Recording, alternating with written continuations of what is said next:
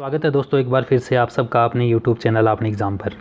साथियों, सितंबर 2025 में second grade भर्ती की परीक्षा होनी है। हम उम्मीद कर रहे हैं कि आपकी तैयारी अच्छे से चल रही है और इसका रिज़ल्ट आपको एग्ज़ाम में देखने को मिलेगा।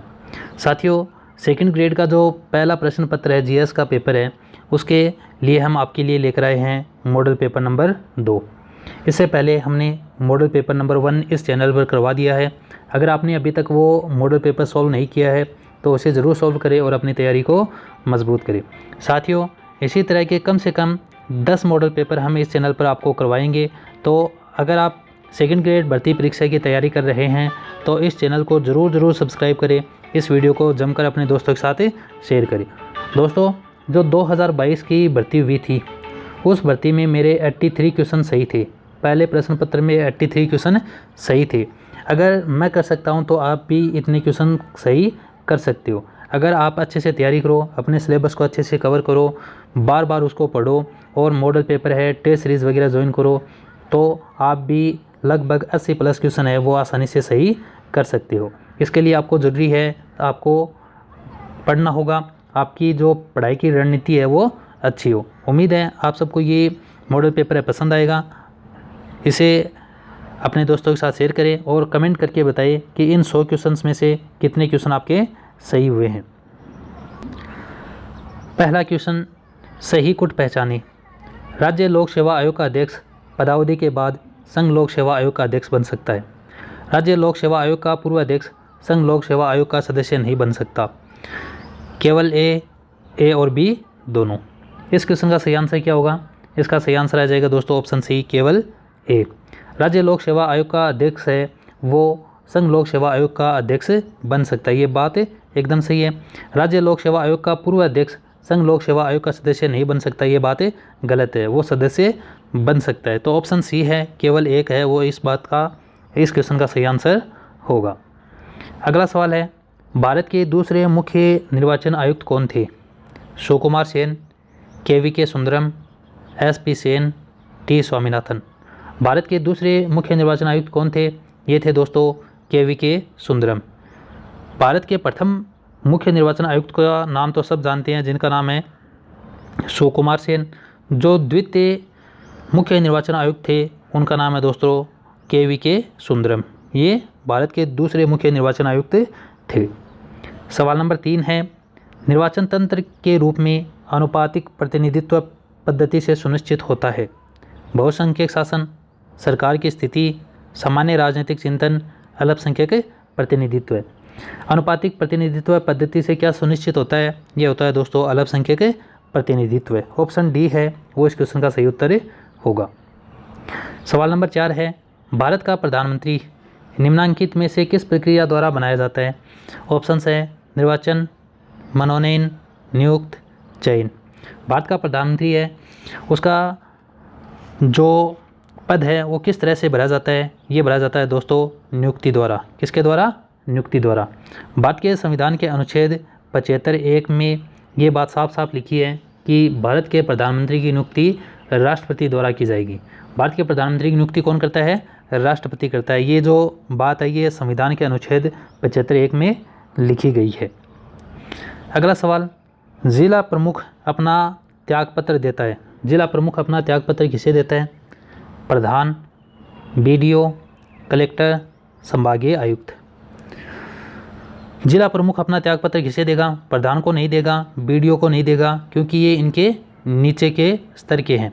जो भी आदमी त्यागपत्र देता है वो अपने से ऊपर के आदमी को देता है, न कि नीचे को। तो जिला प्रमुख है वो अपना त्यागपत्र किसे देगा? जिला प्रमुख है वो अपना त्यागपत्र देगा दोस्तों संभागीय आयुक्त को। किसको देगा? संभागीय आयुक्त। सरपंच, ये चीज़ और जान लेते हैं।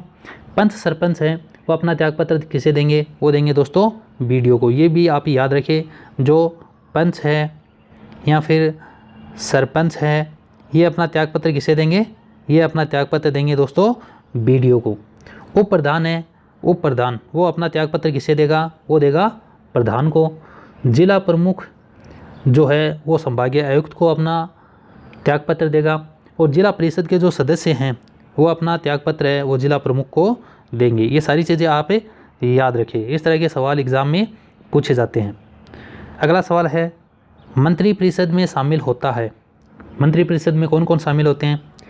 कैबिनेट स्तर के मंत्री, राज्य स्तर के मंत्री, उपमंत्री। नीचे दिए गए कुट का प्रयोग कर सही उत्तर का चयन कीजिए। 1, 1 और 3, 1, 2, 1, 2, 3।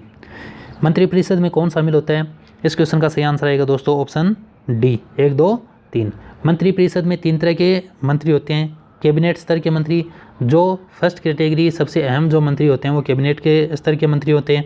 उसके नीचे राज्य स्तर के मंत्री होते हैं और उसके नीचे उपमंत्री होते हैं। तो मंत्रिपरिषद में 3 तरह के मंत्री होते हैं, ये बात आप याद रखिए। सवाल नंबर 7 है, निम्नांकित में से कौन कौन से मामले राजस्थान राज्य मानव अधिकार आयोग नहीं देखता? जो राजस्थान राज्य मानव अधिकार आयोग है वो कौन से मामले नहीं देखता?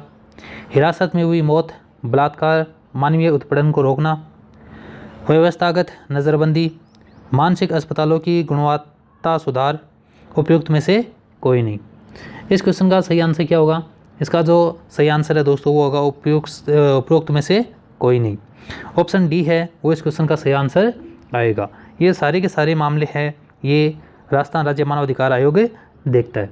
इनके अलावा पुलिस द्वारा गिरफ्तार करने के अधिकार के दुरुपयोग रोकने के निर्देश भी ये देता है। माताओं में एनीमिया रोग होता है, बच्चों में जन्मजात मानसिक अपंगता को रोकने के लिए भी राजस्थान राज्य मानव अधिकार आयोग काम करता है। सवाल नंबर 8 है, जिला मानव अधिकार प्रकोष्ठ की स्थापना करता है। जिला मानव अधिकार प्रकोष्ठ की स्थापना कौन करता है? राजस्थान राज्य मानव अधिकार आयोग, सामाजिक न्याय एवं अधिकारिता मंत्रालय, रेड क्रॉस सोसाइटी, इनमें से कोई नहीं। इस क्वेश्चन का सही आंसर क्या होगा? इसका जो सही आंसर है दोस्तों वो होगा राजस्थान राज्य मानव अधिकार आयोग। जिला मानव अधिकार प्रकोष्ठ की स्थापना कौन करता है? राजस्थान राज्य मानव अधिकार आयोग। उपमंत्री के बारे में असत्य कथन है। उपमंत्री के बारे में असत्य कथन कौन सा है? ये पद के हिसाब से राज्य मंत्रियों के ऊपर होते हैं, इन्हें स्वतंत्र प्रभार दिया जा सकता है, ये कैबिनेट मंत्रियों की बैठक में भाग ले सकते हैं, उपरोक्त सभी। इस क्वेश्चन का सही आंसर क्या होगा? इसका सही आंसर होगा दोस्तों उपरोक्त सभी। उपमंत्री के बारे में जो असत्य बात है वो कौन कौन सी है? ये पद के हिसाब से राज्य मंत्रियों के ऊपर होते हैं, ये बात गलत है। सबसे पहले होते हैं कैबिनेट मंत्री, उसके बीच में बाद में होते हैं राज्य मंत्री, उसके बाद में जो नंबर आता है वो आता है उपमंत्री का, ठीक है। तीसरे नंबर पर उपमंत्री होते हैं, तो ये बात गलत हुई। इन्हें स्वतंत्र प्रभार दिया जा सकता है, ये बात भी गलत है। ये जो राज्य मंत्री होते हैं उनके अंडर में रहते हैं। ये कैबिनेट मंत्रियों की बैठक में भाग ले सकते हैं, ये बात भी गलत है। कैबिनेट मंत्रियों की बैठक में ये भाग नहीं ले सकते, इसलिए इसका सही आंसर आएगा ऑप्शन डी जो सही है। क्वेश्चन नंबर 10 है, संविधान के किस भाग में संघ तथा राज्य लोक सेवा आयोग का प्रावधान है? ऑप्शंस है भाग 13, भाग 15, भाग 14, भाग 16। इस क्वेश्चन का सही आंसर क्या आएगा? इसका जो सही आंसर है दोस्तों वो आएगा भाग 14, ठीक है। भाग 14 में संघ लोक सेवा आयोग और राज्य लोक सेवा आयोग का प्रावधान है। इसके अनुच्छेद 315 से 324 तक इसका प्रावधान है, ठीक है। किसमें? 315 से लेकर 324 तक संघ लोक सेवा आयोग और राज्य लोक सेवा आयोग का प्रावधान है। तो ऑप्शन जो बी है ऊपर नीचे हो गया है, तो भाग 14 है वो इस क्वेश्चन का सही आंसर होगा। भारत के प्रधानमंत्री तब तक प्राप्त हो अपने पद पर रह सकते हैं जब तक, इसमें है कि भारत के प्रधानमंत्री तब तक अपने पद पर रह सकते हैं जब तक सशस्त्र बलों का समर्थन हो, राज्यसभा का विश्वास हो, लोकसभा का विश्वास हो, जनता का समर्थन हो। भारत का प्रधानमंत्री कब तक अपने पद पर रहता है? इस क्वेश्चन का सही आंसर क्या आएगा? इसका जो सही आंसर है दोस्तों वो होगा लोकसभा का विश्वास। जब तक प्रधानमंत्री को लोकसभा में विश्वास मत हासिल है वो प्रधानमंत्री रहेगा। जिस दिन प्रधानमंत्री को लोकसभा में विश्वास मत प्राप्त नहीं रहेगा, विश्वास मत प्रधानमंत्री खो देगा, उसी वक्त उसको अपने पद से त्यागपत्र देना होगा। अगला सवाल, सवाल नंबर 12, प्रधान तथा उप प्रधान को शपथ दिलाता है। प्रधान और उप प्रधान होते हैं, इनको शपथ कौन दिलाता है? एसडीओ, कलेक्टर, बीडीओ, पीठासीन अधिकारी। इसका सही आंसर क्या होगा? इसका जो सही आंसर है दोस्तों वो होगा एसडीओ। कौन होगा? एसडीओ। जो एसडीओ है वो प्रधान और उप प्रधान को शपथ दिलाता है। फिर अगर हम बात करें सरपंच है, उप सरपंच है, वार्ड पंच है, इनको शपथ कौन दिलाता है? इनको शपथ दिलाता है दोस्तों पीठासीन अधिकारी। कौन दिलाता है? पीठासीन अधिकारी। किनको? सरपंच, उप सरपंच और वार्ड पंच को, इनको शपथ दिलाता है पीठासीन अधिकारी। फिर जो राज्य जिला परिषद के सदस्य होते हैं उनको शपथ कौन दिलाता है? उनको शपथ दिलाता है दोस्तों कलेक्टर। कौन दिलाता है? कलेक्टर। अगला सवाल है सवाल नंबर 13। एक राष्ट्रीय दल के रूप में मान्यता प्राप्त करने के लिए किसी दल को कम से कम कितने मत प्राप्त होने चाहिए? कोई भी दल है उसको राष्ट्रीय स्तर का दल बनना है तो उसे कितना प्रतिशत मत प्राप्त होना चाहिए? 6% वैध मत या 4 या अधिक राज्यों में, 4% वैध मत 4 या अधिक राज्यों में, 15% वैध मत 2 राज्यों में, 25% वैध मत 1 राज्य में। कोई भी दल को राष्ट्रीय दल की मान्यता तब मिलती है जब उसके पास क्या हो? 6% वैध मत मिले, वो भी 4 से अधिक राज्यों में। 4 या अधिक राज्यों में अगर उनको 6% से ज़्यादा वोट मिलते हैं तब उसे राष्ट्रीय दल की मान्यता मिलती है। मनरेगा का सामाजिक अंकेक्षण निम्नलिखित में से कौन करता है? ग्राम सभा, वार्ड पंच, पंचायत समिति, इनमें से कोई नहीं। मनरेगा का सामाजिक अंकेक्षण कौन करता है? ये करता है दोस्तों ग्राम सभा। कौन करता है? ग्राम सभा। मनरेगा की शुरुआत है वो कब हुई थी? ये हुई थी दोस्तों 2 अक्टूबर 2006। कब हुई थी? 2 अक्टूबर 2006 को मनरेगा की शुरुआत हुई। मनरेगा का सामाजिक अंकेक्षण कौन करता है? ग्राम सभा। ऑप्शन ए है वो इस क्वेश्चन का सही उत्तर होगा। प्रधान तथा जिला प्रमुख नियुक्त होते हैं प्रत्यक्ष चुनाव द्वारा, अप्रत्यक्ष चुनाव द्वारा नियुक्त, इनमें से कोई नहीं। प्रधान और उप प्रधान वो कैसे बनते हैं? ये बनते हैं दोस्तों अप्रत्यक्ष चुनाव द्वारा। जो सदस्य चुने जाते हैं वही अपने में से किसी एक को प्रधान और जिला प्रमुख चुनते हैं। तो ऑप्शन बी है वो इस क्वेश्चन का सही उत्तर हो जाएगा। निम्नांकित में से किन मामलों में राज्य मानव अधिकार आयोग शिकायतों पर कार्रवाई नहीं कर सकता? ऐसे मामले जो न्यायालय में विचाराधीन है, ऐसी शिकायतें जो छद्मनामों से की गई है, ऐसी शिकायतें जो सेना से संबंधित मामलों के बारे में हो, उपरोक्त सभी। कौन से मामले में राज्य मानव अधिकार आयोग शिकायत पर कार्रवाई नहीं करेगा? इस क्वेश्चन का सही आंसर होगा दोस्तों उपरोक्त सभी। ऐसे मामले जो न्यायालय में विचाराधीन है उन पर राज्य मानव अधिकार आयोग कोई भी कार्रवाई नहीं करेगा। ऐसी शिकायतें जो छद्मनामों से की गई है, झूठे नामों से की गई है, उन पर भी कोई कार्रवाई नहीं करेगा। ऐसी शिकायतें जो सेना से संबंधित है उनमें भी राज्य मानव अधिकार आयोग कोई भी कार्रवाई नहीं कर सकता। सवाल नंबर 17 है निम्नलिखित में से कौन सा से प्रावधान भारत के संविधान के अनुच्छेद 249 द्वारा प्रदत्त है? अनुच्छेद 249 में क्या बातें हैं वो हमें बतानी है। विधान की अवशिष्ट शक्तियाँ, राज्य सूची के विषय के संबंध में राष्ट्रीय हितों में विधि बनाने की संसद की शक्ति, अंतर्राष्ट्रीय करारों को प्रभावी करने के लिए विधान। इनमें से कौन कौन सी बात है जो अनुच्छेद 249 में प्रदत्त की गई है? इस क्वेश्चन का जो सही आंसर आएगा दोस्तों वो आएगा ऑप्शन ए, केवल ये 2। राज्य सूची के विषय में संबंध में राष्ट्रीय हित में विधि बनाने की संसद की शक्ति, ये बात अनुच्छेद 249 में लिखी गई है। निम्न में से कौन सा अनुच्छेद आरपीएससी से संबंधित है? अनुच्छेद 15, अनुच्छेद 325, अनुच्छेद 334, ये सभी। इस क्वेश्चन का सही आंसर क्या होगा? कौन सा अनुच्छेद है जो आरपीएससी से संबंधित है? इस क्वेश्चन का जो राइट आंसर होगा दोस्तों वो होगा अनुच्छेद 234। क्या आएगा? अनुच्छेद 234 है।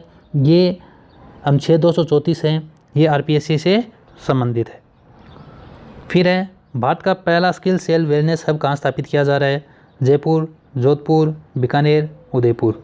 भारत का पहला स्किल सेल वेलनेस हब है ये दोस्तों उदयपुर में स्थापित किया जा रहा है। कहाँ किया जा रहा है? उदयपुर में।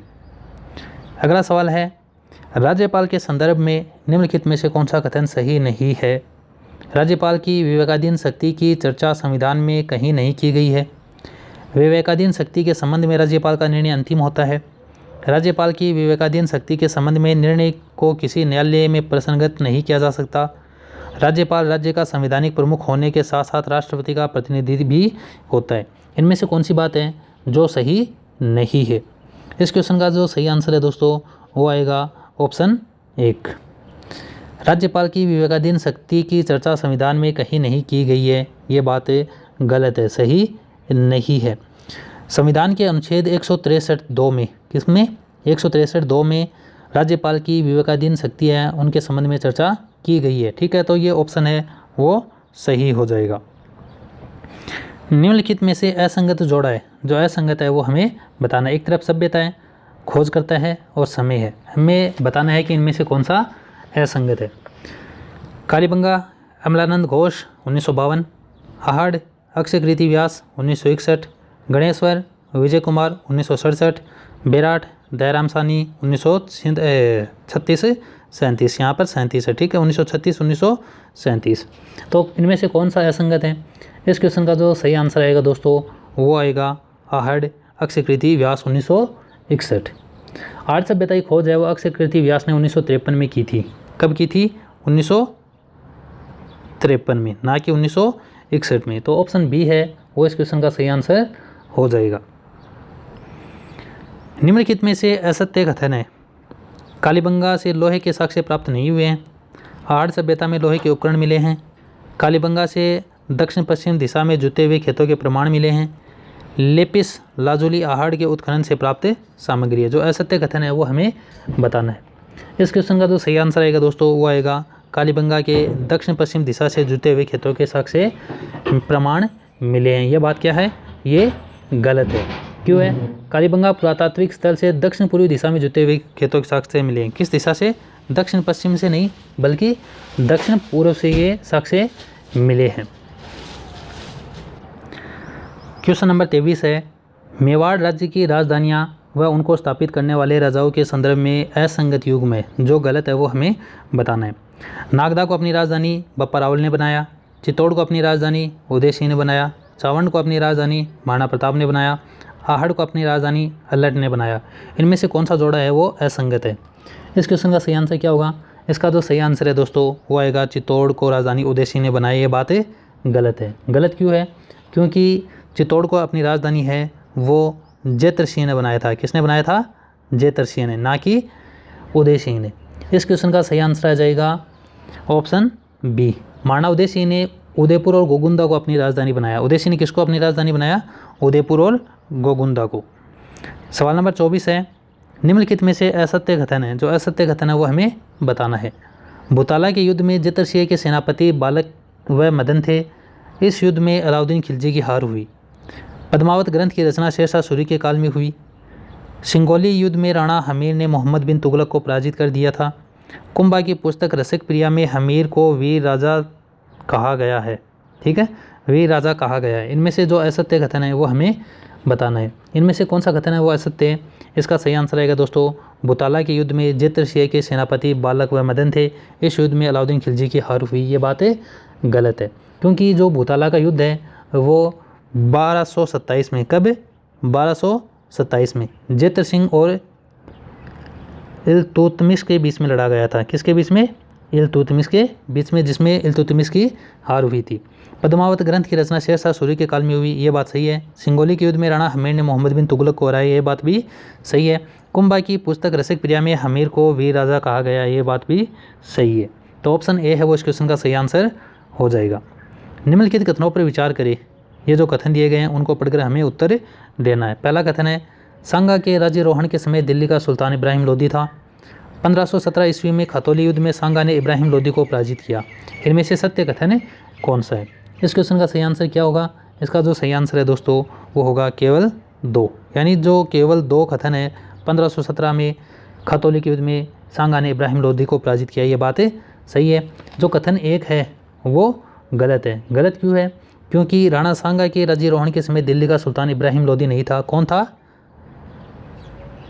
सिकंदर लोदी था दोस्तों। कौन था? सिकंदर लोदी। इब्राहिम लोदी ना होकर कौन था? सिकंदर लोदी। तो ऑप्शन बी है वो इस क्वेश्चन का सही आंसर होगा।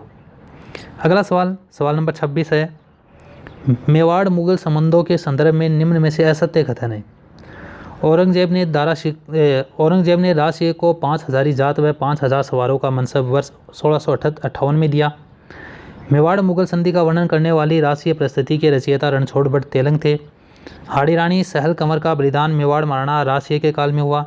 औरंगजेब की जजिया कर की नीति के विरोध में राजसिंह ने उनको एक पत्र लिखा। इनमें से कौन सी बात है वो असत्य है?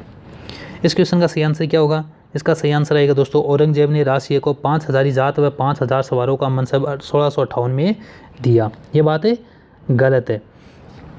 महाराणा राजसिंह के राज्याभिषेक के समय सांजा ने दिया। किसने दिया?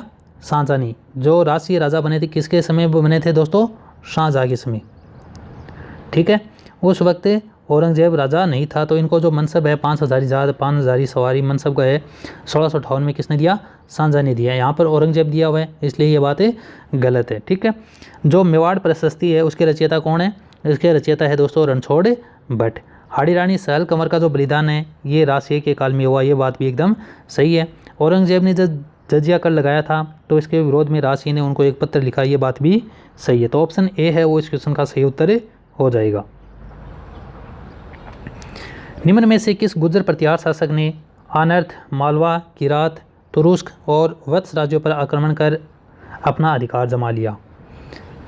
हमारे पास ऑप्शंस हैं नागभट्ट द्वितीय, मिहिर भोज प्रथम, नागभट्ट प्रथम, वत्सराज। इस क्वेश्चन का सही आंसर क्या होगा? इसका जो सही आंसर है दोस्तों वो हो जाएगा नागभट्ट द्वितीय। नागभट्ट द्वितीय ने आनर्त, मालवा, किरात, तुरुस्क और वत्स राज्य को जीतकर उन पर अपना अधिकार कर लिया था। ऑप्शन ए है वो इस क्वेश्चन का सही उत्तर है।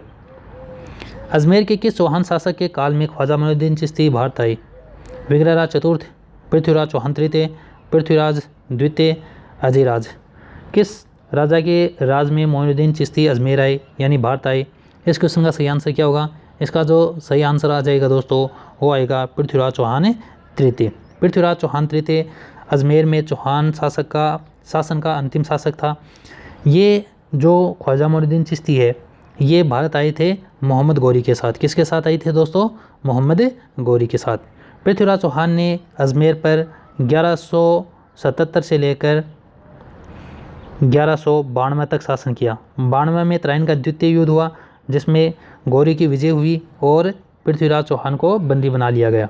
फिर जो गौरी है उनके साथ ख्वाजा मोइनुद्दीन चिश्ती भारत आए और भारत में आकर अजमेर को अपना निवास स्थान बना लिया था।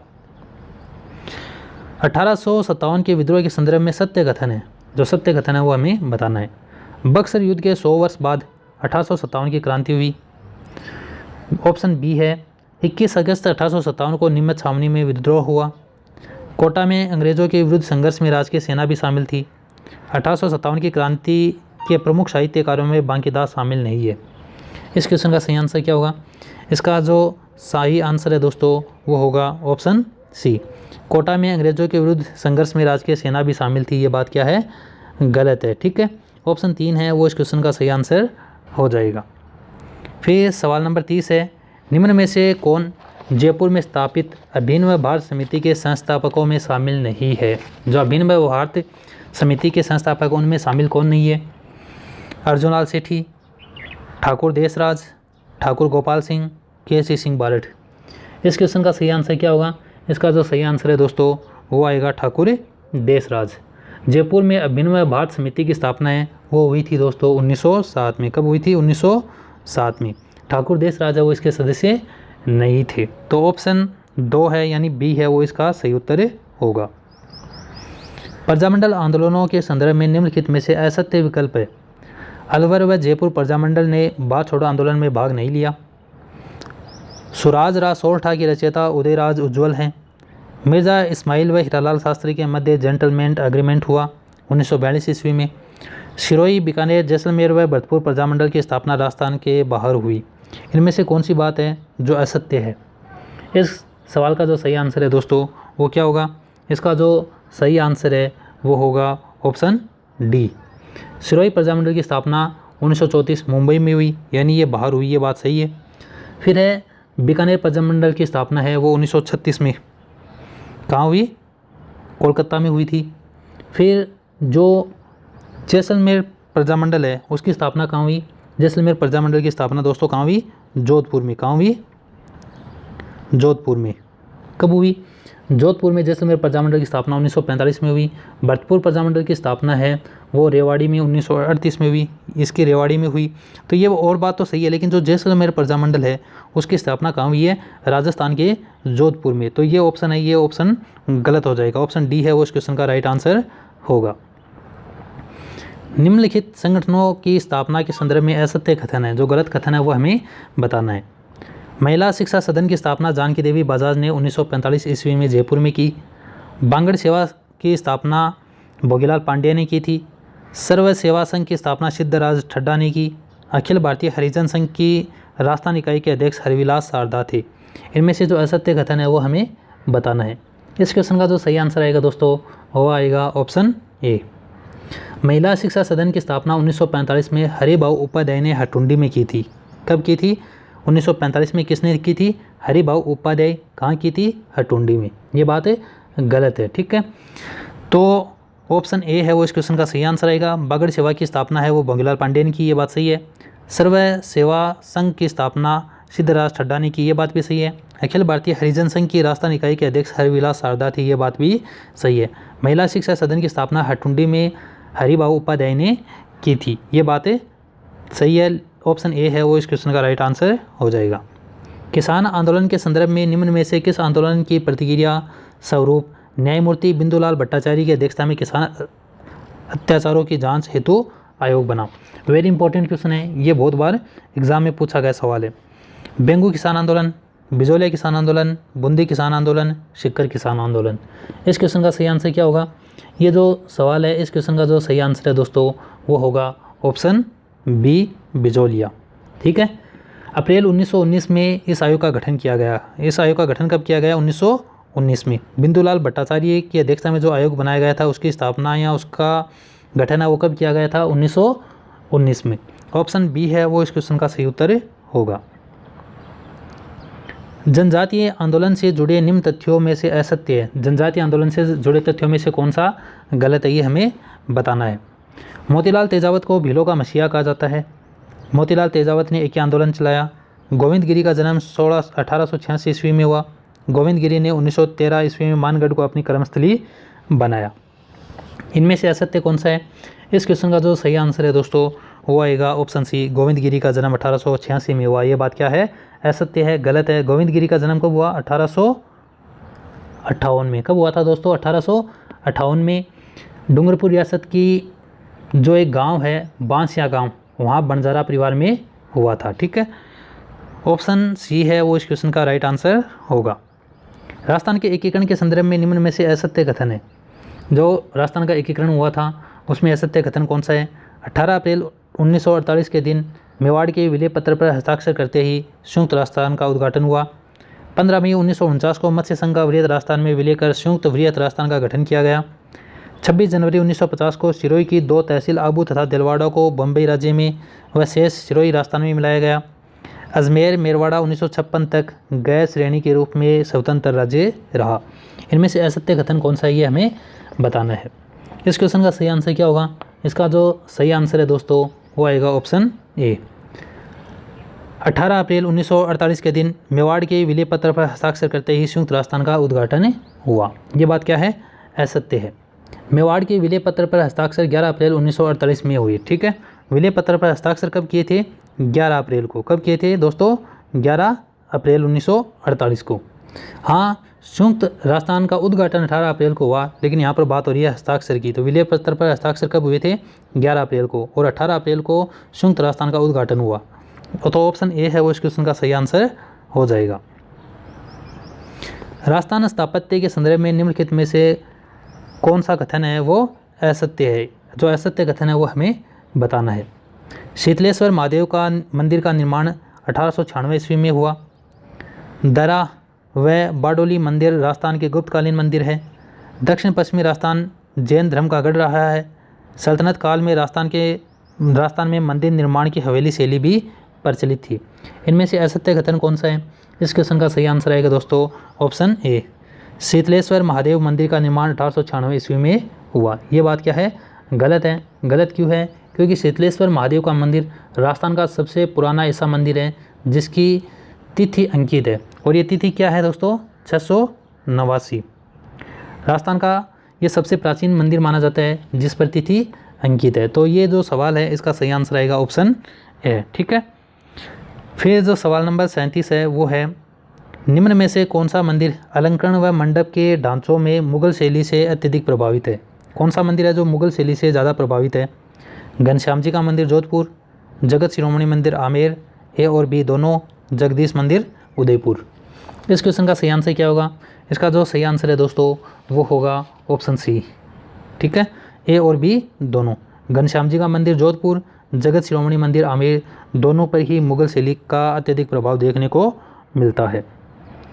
ये जो सवाल है सत्य है असत्य है, बड़े बड़े सवाल हैं, आपका मन है वो इसे छोड़ने का कर रहा है, लेकिन दोस्तों जो सवाल है वो इसलिए इम्पोर्टेंट है कि एक ही सवाल में हमें बहुत सारी जानकारियाँ मिल जाती है। और आजकल आरपीएससी का जो एग्ज़ाम का पैटर्न है वो भी थोड़ा बदल गया है, बड़े बड़े सवाल एग्ज़ाम में पूछती है। तो आप भी धैर्य रखें, इत्मीनान से पढ़ें और सही सवालों के जवाब दें। विजय स्तंभ के बारे में निम्न में से असत्य कथन है। एक ही सब्जेक्ट के बारे में, एक ही टॉपिक के बारे में, एक ही चीज़ के बारे में सत्य असत्य पूछते हैं, तो इसका मतलब है कि उसके बारे में हमें बहुत सारी जानकारी हासिल हो गई है। विजय स्तंभ के बारे में जो असत्य कथन है वो हमें बताना है। इसका निर्माण 1439 ईस्वी में आरंभ हुआ और 1459 ईस्वी में बनकर तैयार हुआ। राणा कुंभा ने इसे गुजरात विजय की स्मृति में बनाया। कीर्ति स्तंभ 122 फीट ऊंचा और 9 मंजिला है। डॉक्टर गोपीनाथ शर्मा ने इसे लोक जीवन का रंगमंच कहा है। इनमें से कौन सा है जो गलत है? इस क्वेश्चन का सही आंसर क्या होगा? इसका जो सही आंसर है दोस्तों वो होगा राणा, यहाँ पर राणा नाम है, राणा कुंभा ने इसे गुजरात विजय की स्मृति में बनाई। ये बात गलत है।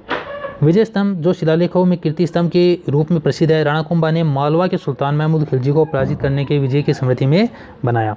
तो गुजरात विजय पर नहीं बल्कि मालवा विजय की स्मृति में राणा कुंभा ने विजय स्तंभ की नींव रखी और इसे बनाया था। इसका निर्माण वो 1439 में प्रारंभ हुआ और 1459 में ये बनकर तैयार हुआ। फिर है कीर्ति स्तंभ है, वो 122 फीट ऊंचा है और 9 मंजिला है। कितना? 122 फीट ऊंचा और कितना मंजिला है? 9 मंजिला है। डॉक्टर गोपीनाथ शर्मा ने कीर्ति स्तंभ को लोक जीवन का रंगमंच कहा। ये बात भी एकदम सही है। तो ऑप्शन बी है वो इस क्वेश्चन का राइट आंसर होगा। निम्न में से किस स्थान पर कुंभा ने कुंभ स्वामी मंदिर का निर्माण नहीं करवाया? कुंभा ने कई कुंभ स्वामी मंदिर का निर्माण करवाया। हमें बताना है कौन सा स्थान है जहाँ पर यह मंदिर नहीं बनाया गया है। कुंभलगढ़, सज्जनगढ़, चित्तौड़गढ़, अचलगढ़। इस क्वेश्चन का सही आंसर क्या होगा? इसका जो सही आंसर है दोस्तों वो आएगा ऑप्शन सी, सज्जनगढ़। ठीक है, ये ऊपर नीचे हो गए ऑप्शन, तो इसका सही आंसर क्या आएगा? सज्जनगढ़। कुंभलगढ़, चित्तौड़गढ़, अचलगढ़ में कुंभा ने कुंभ स्वामी नाम के विष्णु को समर्पित मंदिर बनाए। ये मंदिर किसको समर्पित है दोस्तों? ये भी याद रखिए, ये मंदिर है विष्णु को समर्पित। फिर सवाल नंबर 40 है, राजस्थानी भाषा के संदर्भ में निम्नलिखित में से असत्य कथन है। राजस्थानी भाषा है उसके संबंध में हमें बताना है कि कौन सा कथन है वो असत्य है। राजस्थानी भाषा का उद्भव सोर्स यानी अपभ्रंश से हुआ। पश्चिमी साहित्यिक मारवाड़ी को डिंगल और पूर्व साहित्यिक मारवाड़ी को पिंगल कहा जाता है। विशुद्ध मारवाड़ी का प्रमुख केंद्र बाड़मेर है। मारवाड़ी व मालवी के सम्मिश्रण से उत्पन्न बोली विशिष्ट रूप से रांगड़ी कहलाती है, रांगड़ी कहा जाता है। इनमें से असत्य कथन कौन सा है? इस क्वेश्चन का सही आंसर क्या होगा?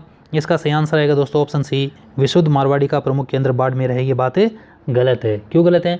क्योंकि जो विशुद्ध मारवाड़ी है उसका प्रमुख केंद्र बाड़मेर न होकर जोधपुर है। क्या है? जोधपुर। ये बात आप याद रखिए। राजस्थानी भाषा का उद्भव है वो कौन से अपभ्रंश से हुआ है? ये हुआ है दोस्तों सोर्स यानी अपभ्रंश से।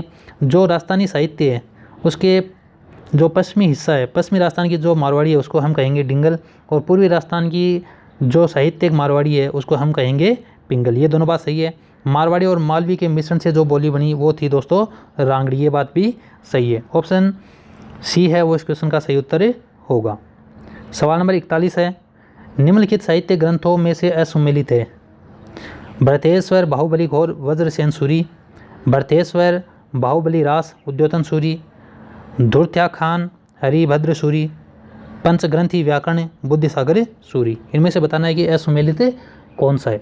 इस क्वेश्चन का जो सही आंसर आएगा दोस्तों वो आएगा भरतेश्वर, बाहुबली रास, उद्योतन सूरी। ये जो सम्मेलन है, ये जो मिलान है ये गलत है। गलत क्यों है? क्यों? भरतेश्वर, बाहुबली रास है वो शालिभद्र सूरी की है। किसकी है? याद रखिए,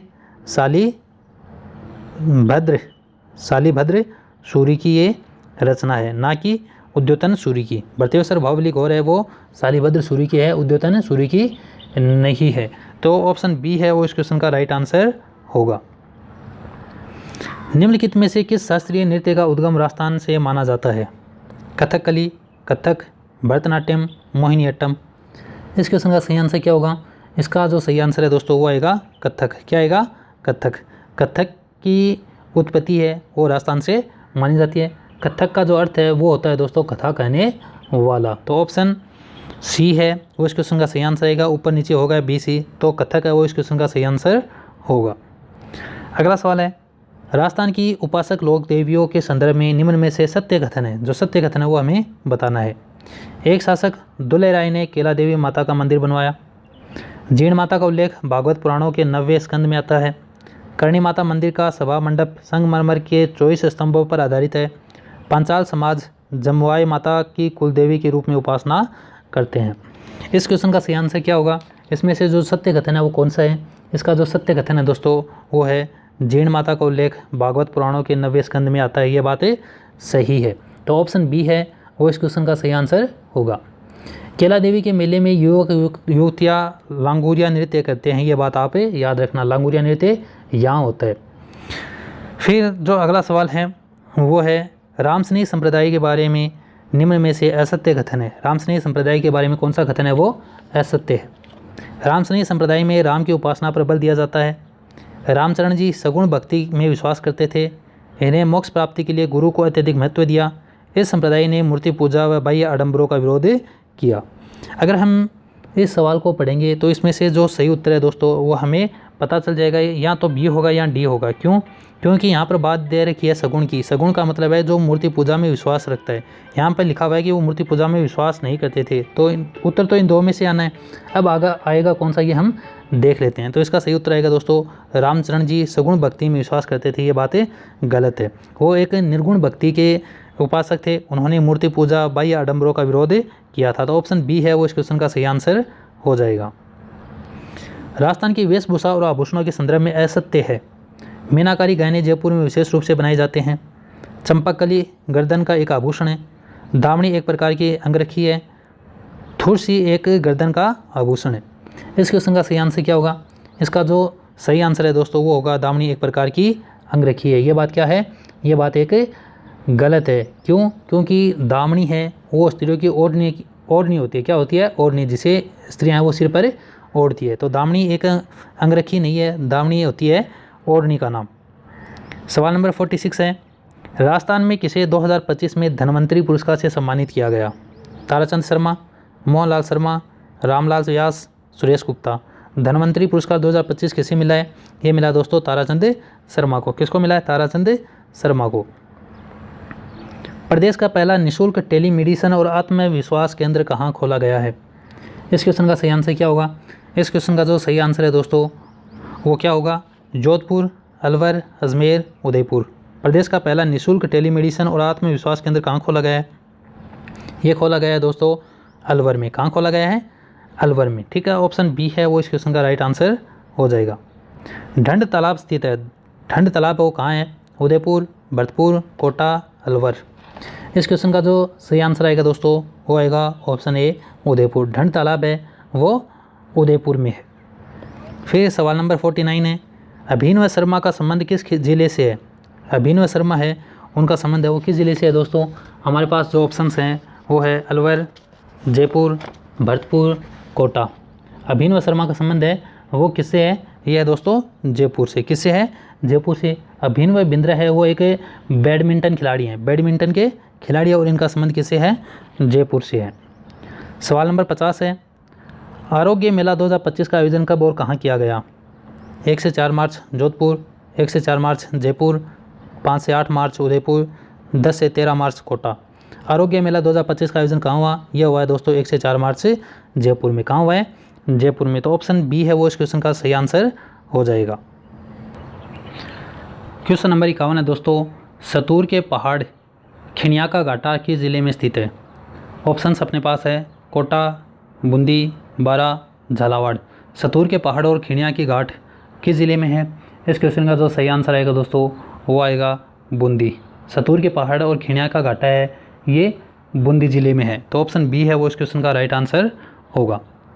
अगला सवाल कोपेन के जलवायु वर्गीकरण अनुसार निम्न तथ्यों पर विचार कीजिए। बारा बांसवाड़ा AW जलवायु प्रदेश का भाग है। गंगानगर हनुमानगढ़ BWSW प्रदेश का भाग है। इनमें से कौन सी बात सही है? 1, 2, 1 और 2 दोनों, कोई नहीं। इस क्वेश्चन का सही आंसर क्या आएगा? इसका जो सही आंसर है दोस्तों वो आएगा 1। ठीक है, बारा बांसवाड़ा ये AW जलवायु प्रदेश का भाग है, ये बात सही है। गंगानगर हनुमानगढ़ BWSW प्रदेश का भाग है, ये बात क्या है? गलत है। ठीक है, तो ऑप्शन 1 है वो इस क्वेश्चन का राइट आंसर हो जाएगा। श्रीगंगानगर हनुमानगढ़ है वो BWSW नहीं बल्कि BSHW के भाग हैं, ठीक है, BSHW। तो ऑप्शन 1 है वो इस क्वेश्चन का राइट आंसर होगा। अगला सवाल नंबर 53 है। असुमेलित युग में, जो असुमेलित है वो बताना है, एक तरफ नदी है दूसरी तरफ सहायक नदी है। चंबल नदी कुन्नू, टोणी नदी बांडी, बनास नदी मांगली, माही नदी मोरेल। इस क्वेश्चन का सही आंसर क्या होगा? इसका जो सही आंसर है दोस्तों वो आएगा बनास मांगली। ये आपस में सुमेलित नहीं है। बनास, बाजन, कुराल, मेज की सहायक नदी है। जो मांगली नदी है किस नदी की सहायक नदी है? ये दोस्तों मेज नदी की, ठीक है। ऑप्शन सी है वो इस क्वेश्चन की सही आंसर होगा। बनास नदी की सहायक नदी की बात करें हम तो बनास की जो सहायक नदियाँ वो है दोस्तों बेड़च, कोठारी, खारी, डाई, काली सिंध, ये बनास की सहायक नदी है। तो ऑप्शन सी है वो इस क्वेश्चन का राइट आंसर होगा। राज्य की पहली वन नीति कब घोषित की गई? राज्य की पहली वन नीति कब घोषित की गई? 18 फरवरी 2010, 14 सितंबर 2010, 31 मार्च 2000, अप्रैल 2003। राज्य की पहली वन नीति कब घोषित की गई? इस क्वेश्चन का जो सही आंसर है दोस्तों वो आएगा 18 फरवरी 2010। 18 फरवरी 2010 को राज्य की पहली वन नीति है वो घोषित की गई थी। अगला सवाल, मेहंदी को GI टैग प्रदान किया गया है। मेहंदी कहाँ की प्रसिद्ध है? तौसर, मथानिया, सोजत, खमनोर। मेहंदी कहाँ की प्रसिद्ध है दोस्तों? मेहंदी है वो सोजत पाली की प्रसिद्ध है। कहाँ की? सोजत पाली की, जिन्हें थोड़े दिन पहले GI टैग मिला था। ऑप्शन बी इस क्वेश्चन का सही आंसर होगा। असुमेलित युग में है। नस्ल और पशु, सिरोही गाय, मालपुरी भेड़, सुरती भैंस, बीकानेरी ऊँट। कौन सा युग में है वो असुमेलित है? इस क्वेश्चन का सही आंसर क्या होगा? इसका सही आंसर आएगा दोस्तों सिरोही गाय। सिरोही नस्ल है वो गाय की नहीं है, मालपुरी भेड़ की है, सुरती भैंस की है, बीकानेरी ऊँट की है। लेकिन जो सिरोही नस्ल है वो गाय की नहीं है। सिरोही नस्ल है वो किसकी है? बकरी की है। किसकी है? बकरी की। तो ऑप्शन ए है वो इस क्वेश्चन का राइट आंसर हो जाएगा। क्वेश्चन नंबर 57 है। राजस्थान राज्य सहकारी डेयरी फेडरेशन की स्थापना की गई 1975, 1977, 1976, 1978। इस क्वेश्चन का सही आंसर क्या आएगा?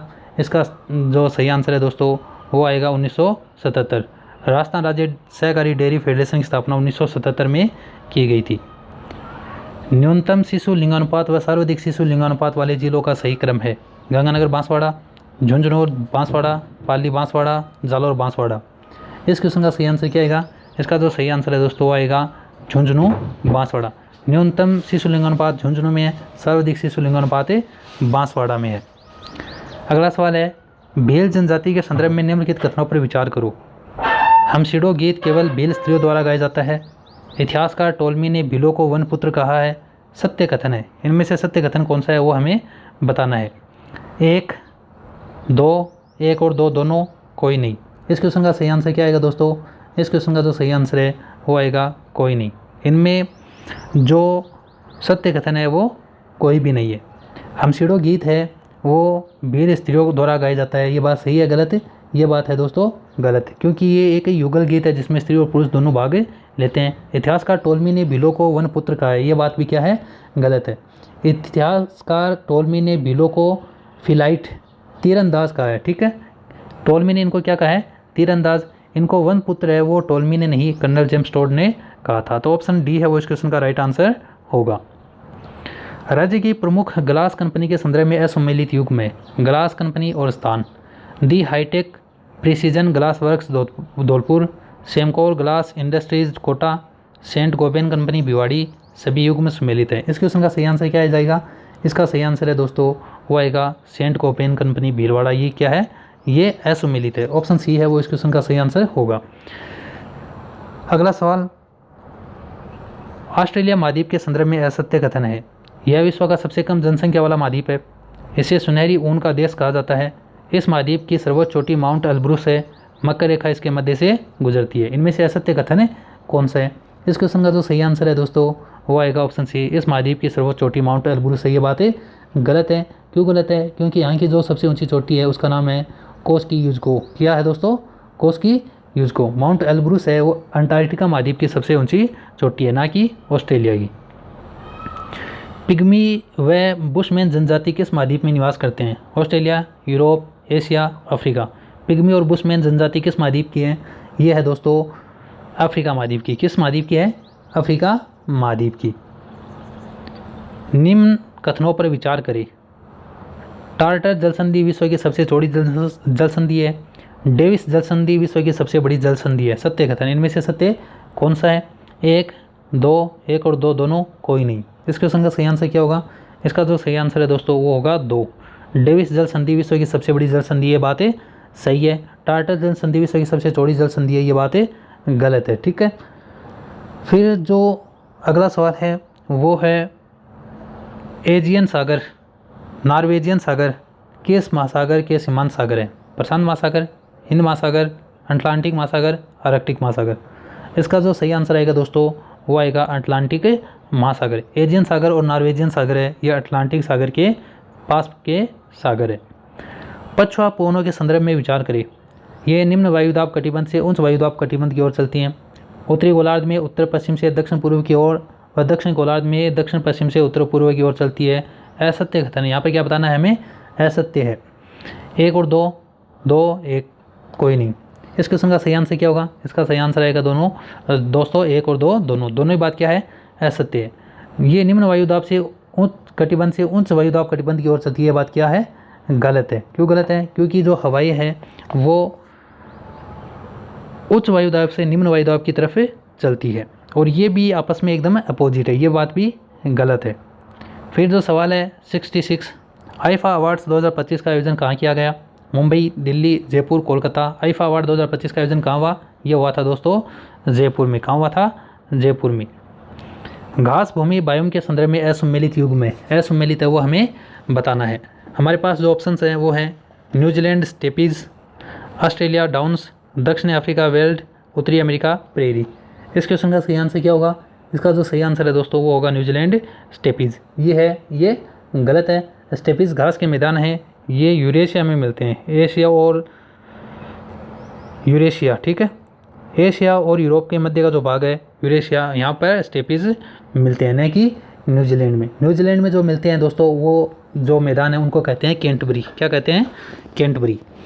फिर सवाल नंबर 68 है अल्फा बीटा गामा है। अल्फा बीटा गामा क्या है? जैव विविधता क्षेत्र, जैव विविधता मापन, ब्रीची, जैव विविधता हॉटस्पॉट, इनमें से कोई नहीं। इस क्वेश्चन का सही आंसर क्या होगा? इसका जो सही आंसर है दोस्तों वो आएगा जैव विविधता। जो 68 है उसका आएगा जैव विविधता मापन ब्रीची। ऑप्शन बी है वो इस क्वेश्चन का राइट आंसर हो जाएगा। राजस्थान की किस फल सब्जी को जीआई टैग मिला है? सांगरी, केरिया, खिमपोड़ी, कासरा। राजस्थान की जो सांगरी है उसे अभी अभी हाल ही में जीआई टैग प्राप्त हुआ है। माही लूणी लिंक परियोजना की व्यवहार्यता रिपोर्ट कौन तैयार कर रहा है? नीति आयोग, वापकोस, इसरो, एनटीपीसी। माही लूणी लिंक परियोजना की व्यवहार्यता रिपोर्ट है वो दोस्तों वापकोस तैयार कर रहा है। कौन कर रहा है? वापकोस। ऑप्शन बी है वो इसका राइट आंसर होगा। असम्मिलित युग में जनजातीय स्थान pygmy Congo Uganda, bushman Kalahari मरुस्थल, स्काई मलेशिया, बद्दू पश्चिमी साइबेरिया। इनमें से असम्मिलित कौन सा है? इसका जो सही आंसर है दोस्तों वो होगा बद्दू पश्चिमी साइबेरिया। बद्दू जो जनजाति है वो पश्चिमी साइबेरिया में नहीं बल्कि जो अरब देश हैं उनमें मिलती है। ठीक है, तो ऑप्शन डी है वो इसका सही उत्तर हो जाएगा। सर्वाधिक नगरीकृत महाद्वीप कौन सा है? एकदम आसान सा सवाल है। एशिया, यूरोप, दक्षिण अमेरिका, ऑस्ट्रेलिया। इसका सही आंसर क्या होगा? इसका सही आंसर आ जाएगा दोस्तों यूरोप। ऑप्शन बी है वो इसका सही उत्तर होगा। असम्मिलित युग में एक तरफ दर्रा है एक तरफ स्थिति है। नीति दर्रा उत्तराखंड, माना दर्रा उत्तराखंड, देफू दर्रा सिक्किम, जोजिला लेह श्रीनगर। इसका सही आंसर क्या होगा? इस क्वेश्चन का जो सही आंसर है दोस्तों वो होगा दिफू दर्रा सिक्किम। ये बात गलत है। दिफू दर्रा है वो अरुणाचल प्रदेश में। कहाँ पर है? अरुणाचल प्रदेश में। पूर्वांचल पहाड़ियों के संदर्भ में निम्न कथनों पर विचार करें। पूर्वांचल की पहाड़ियाँ हिमालय का विस्तार है। नागा पहाड़ियों की सर्वोच्च चोटी ब्लू माउंटेन है। सत्य कथन नहीं है। जो गलत कथन है वो हमें बताना है। इस क्वेश्चन का सही आंसर क्या होगा? 1, 2, 1 और 2 दोनों, और डी में है कोई नहीं। तो इसका सही आंसर क्या होगा? इस क्वेश्चन का जो सही आंसर आएगा दोस्तों वो आएगा 2। ठीक है, 2 है वो इस क्वेश्चन का सही आंसर है। नाग पहाड़ी की सर्वोच्च चोटी है वो माउंट सारामती है। कौन सी है? माउंट सारामती। तो ये कथन है ये गलत है। ये जो कथन दिया हुआ 2 ये गलत है। पूर्वांचल की पहाड़ियाँ हिमालय का विस्तार, ये बातें सही है, हमें जो गलत है वो बताना था। मानसून के संदर्भ में निम्न कथनों पर विचार करो। मानसून का तापीय सिद्धांत ईस्ट व कोटेश्वरम ने दिया। भारतीय मानसून की सर्वप्रथम व्याख्या अल मसूदी ने की। सत्य कथन है। इनमें से सत्य कौन सा ये हमें बताना है। इसका जो सही आंसर आएगा दोस्तों वो आएगा ऑप्शन बी, भारतीय मानसून की सर्वप्रथम व्याख्या अल मसूदी ने की। ये बातें सही है, ठीक है। तो ऑप्शन बी है वो इस क्वेश्चन का राइट आंसर हो जाएगा। तापीय सिद्धांत का प्रतिपादन है वो दोस्तों किया था डेडले स्टाम्प ने। किसने किया था? डेडले स्टाम्प ने। कोटेश्वर ने जो सिद्धांत दिया था वो जेट स्ट्रीम से संबंधित था। उत्तरी गोलार्ध में व्यापारिक पवनों की दिशा होती है दक्षिण पश्चिम से उत्तर पूर्व, दक्षिण पूर्व से उत्तर पश्चिम, उत्तर पूर्व से दक्षिण पश्चिम, उत्तर पश्चिम से दक्षिण पूर्व। इस क्वेश्चन का सही आंसर आ जाएगा दोस्तों उत्तर पूर्व से दक्षिण पश्चिम। फिर सवाल नंबर 77 है, जीन प्याजे कहते हैं कि पूर्व संक्रियात्मक बच्चे संरक्षण में असमर्थ होते हैं। इस असमर्थता का कारण है विचारों की परिवर्तनशीलता, विचारों की अस्थायीपन, ए और बी दोनों, विचारों की अपरिवर्तनशीलता। इसका सही आंसर आएगा दोस्तों ऑप्शन डी, विचारों की अपरिवर्तनशीलता। ऑप्शन डी है वो इस क्वेश्चन का सही उत्तर होगा। ब्रूनर एवं पियाजे के सिद्धांत में मूल अंतर यह है कि ब्रूनर और पियाजे के सिद्धांत में क्या अंतर है। ब्रूनर ने विकास को असतत माना जबकि पियाजे ने विकास को सतत माना है। ब्रूनर ने विकास को सतत माना जबकि पियाजे ने विकास को असतत माना है। ब्रूनर व पियाजे अलग अलग संप्रदाय से थे, इनमें से कोई नहीं। इस क्वेश्चन का सही आंसर क्या होगा? इसका सही आंसर आएगा दोस्तों ब्रूनर ने तो विकास को सतत माना है, पियाजे ने विकास को असतत माना है। ये बातें सही है और यही दोनों सिद्धांत के बीच में अंतर है। बच्चों को किसी वस्तु या विषय का आभासी अनुभव देने का सर्वश्रेष्ठ माध्यम कौन सा है? स्वयं करके सीखना, फील्ड ट्रिप, कंप्यूटर, रियालिया। इसका सही आंसर क्या होगा?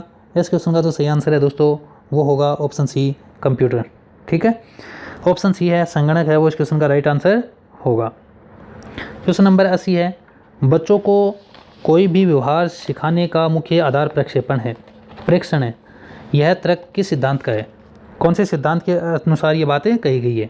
जीन प्याजे का नैतिक विकास का सिद्धांत, अल्बर्ट बांडुरा का सामाजिक अधिगम का सिद्धांत, कोलबर्ग का नैतिक विकास का सिद्धांत, सिगमंड फ्राइड का मनोविश्लेषणात्मक सिद्धांत। इस क्वेश्चन का सही आंसर क्या होगा?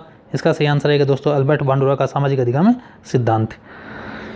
सवाल नंबर 81 है, निम्न में से कौन सी विशेषता शेषावस्था की नहीं है? सीखने की तीव्र अवस्था, अनुकरण द्वारा सीखने की अवस्था, लिबिडो की सुषुप्ता अवस्था, संवेगों की विकास की अवस्था। इस क्वेश्चन का सही आंसर आएगा दोस्तों लिबिडो की सुषुप्त अवस्था। ये बातें गलत है, ठीक है। ऑप्शन सी है वो इस क्वेश्चन का राइट आंसर होगा। सवाल नंबर 82 है, निम्न में से कौन सा कथन क्लासिकल कंडीशनिंग के संदर्भ में सही नहीं है? इसमें पुनरावृत्ति पर बल दिया जाता है, बालकों को दुश्चिंता से छुटकारा दिलाने में इसका अनुप्रयोग किया जाता है, इसमें रुचि एवं सूझ की भूमिका बहुत अधिक होती है, इसके तहत अधिगम किए गए तथ्य अस्थायी होते हैं। इसका सही आंसर क्या आएगा? इसका जो सही आंसर है दोस्तों वो आएगा इसमें रुचि एवं सूझ की भूमिका बहुत अधिक होती है। ये क्लासनिंग कंडीशन के संदर्भ में सही नहीं है। शेष अवस्था में बालक को शिक्षा दी जानी चाहिए नैतिकता के आधार पर, आयु के आधार पर, रुचि के आधार पर, बुद्धि के आधार पर। शेष अवस्था में बालक को जो शिक्षा है वो आयु के आधार पर दी जानी चाहिए, ठीक है। किसके आधार पर दोस्तों? आयु के आधार पर। शिक्षा मनोविज्ञान व्यक्ति के जन्म से लेकर वृद्धावस्था तक सीखने के अनुभव का वर्णन तथा व्याख्या करता है। शिक्षा मनोविज्ञान से संबंधित उक्त कथन है प्रोफेसर ट्रो का, क्रो एंड क्रो का, स्किनर का, कॉल्सनिक का। ये डेफिनेशन किसने दी? ये दी थी दोस्तों क्रो एंड क्रो ने। किसने दी थी? क्रो एंड क्रो ने। इरेक्शन की वह विकासात्मक अवस्था जिसमें बालक विद्यालय जाना प्रारंभ करता है। उपक्रम बनाम गलानी अवस्था, समग्रता बनाम भगनासा अवस्था, विश्वास बनाम अविश्वास अवस्था, इनमें से कोई नहीं। इरेक्शन ने विकासात्मक स्तर के कितने स्तर बताए हैं? 8 बताएं। इनमें से हमें बताना है कि बालक वो विद्यालय कौन सी अवस्था में जाना प्रारंभ करता है। इसका जो सही आंसर आएगा दोस्तों वो आएगा उपक्रम बनाम गलानी की अवस्था। ऑप्शन ए है वो इस क्वेश्चन का राइट आंसर हो जाएगा। निकटता का सिद्धांत किस संप्रदाय से संबंधित है? गेस्टाल्टवाद, व्यवहारवाद, निकटवाद, संरचनावाद।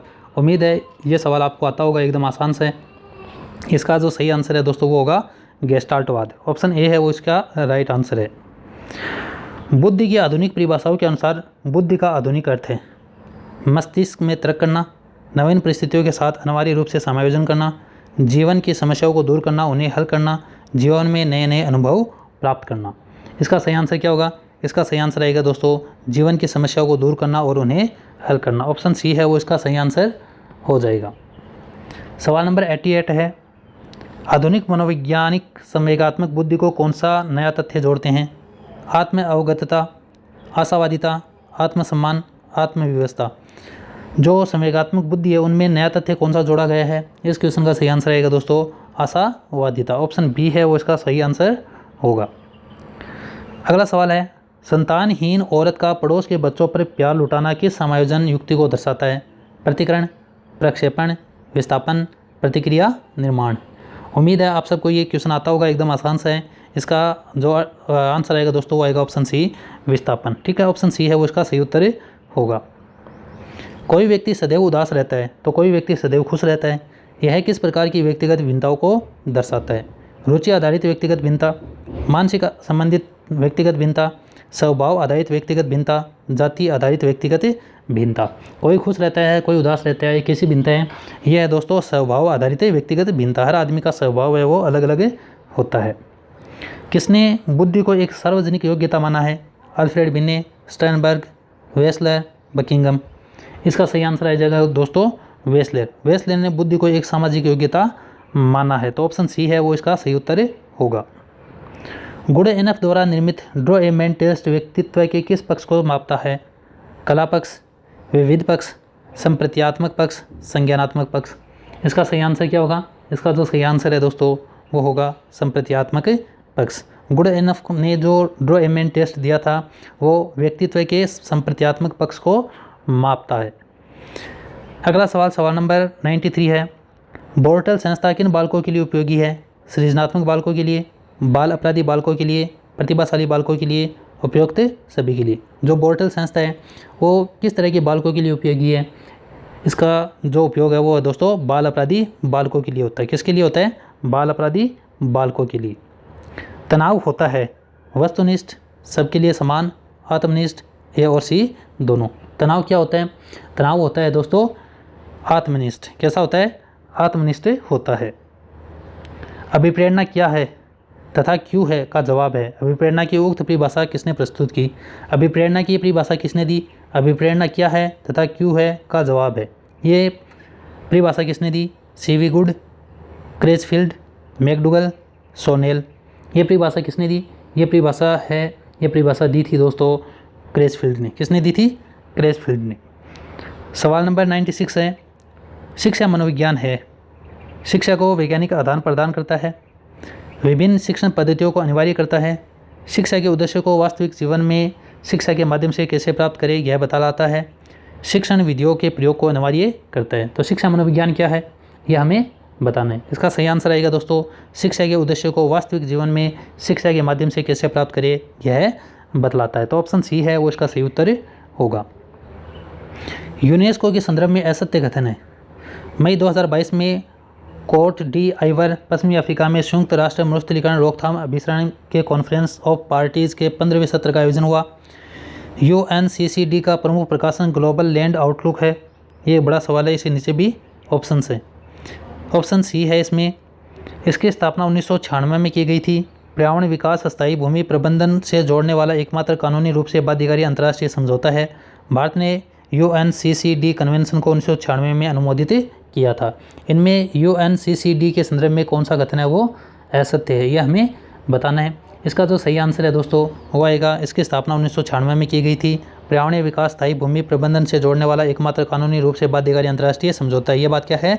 गलत है। ठीक है, जो ऑप्शन सी है वो इस क्वेश्चन का राइट आंसर हो जाएगा। इसकी स्थापना है वो 1996 में नहीं हुई थी, इसकी स्थापना हुई थी 1994 में। कब हुई थी? 1994 में। ठीक है, तो ऑप्शन सी है वो इसका सही आंसर हो जाएगा।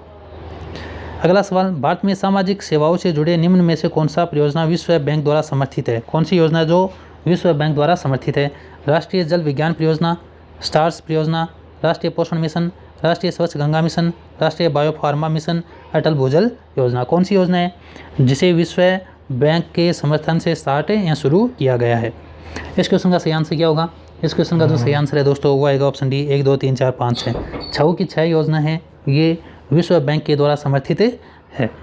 अपने इस वीडियो का ये सेकंड लास्ट क्वेश्चन है, क्वेश्चन नंबर 99 है। निम्न में से किन किन कारणों से वर्ष 2022-23 में वैश्विक स्तर पर तरलता में संभावित संकुचन के विरुद्ध भारत का पर्याप्त समर्थन मिलेगा। मिला, ठीक है, मिलेगा नहीं, यहाँ पर मिला है। उच्च विदेशी मुद्रा भंडार, सतत प्रत्यक्ष विदेशी निवेश, निर्यात में वृद्धि, उपरोक्त सभी। इस क्वेश्चन का सही आंसर आएगा दोस्तों ऑप्शन डी, उपरोक्त सभी। अपने इस मॉडल पेपर का, अपने इस वीडियो का, अपनी इस क्लास का ये लास्ट क्वेश्चन है। भारत की मुद्रा व्यवस्था विनिमय दर है। नियत मुद्रा व्यवस्था, उत्प्लावित मुद्रा व्यवस्था, प्रतिबंधित विनिमय दर, बाजार निर्धारित विनिमय दर। इस क्वेश्चन का सही आंसर क्या होगा? इस क्वेश्चन का जो सही आंसर है दोस्तों वो होगा प्रतिबंधित विनिमय दर। उम्मीद है आप सबको ये मॉडल पेपर पसंद आया है। ऐसे ही और मॉडल पेपर हासिल करने के लिए इस चैनल को सब्सक्राइब करें, इस वीडियो को अपने दोस्तों के साथ शेयर करें और बताइए कि इन 100 क्वेश्चन में से कितने क्वेश्चन आपके राइट हुए। वीडियो देखने के लिए आप सबका तहे दिल से धन्यवाद।